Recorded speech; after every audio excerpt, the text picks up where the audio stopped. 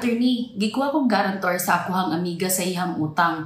Karon wala na siya kabayad ug ako nay gipaninglan. Ako ba dapat mubayad ani? Sa atong civil code natay gitawag nga contract of guarantee ug niingon ang balaod nga ang liability ni guarantor is merely secondary. Pasabot, dili basta-basta ka paningil si creditor ngadto kay guarantor kung dili niya paninglon una si principal debtor. Pananglitan dili kabayad ang nangutang kag creditor, dili pud basta-basta ka paningil si creditor ngadto kay guarantor kay natay gitawag nga benefit of excusation ug kini pwede ma-avail ni guarantor. Pasabot ani kinahanglan or required si creditor nga i-exhaust first ang properties or assets ni principal debtor before siya makaadto ni or makapaningil ni creditor. So kung pananglitan na exhaust na niya ang properties and assets and wala na gud nabilin kang principal debtor, then that is the time na pwede niya gukdon si guarantor. Pero kung wala pa niya na exhaust ang properties or assets ni principal debtor, then dili pa siya kapaningil ni guarantor. Pero kung pananglitan ang imuhang liability kay dili di ay as a guarantor but as a surety, then kaning benefit of excusation will not apply. Pasabot, kung di ka bayad ang nangutang,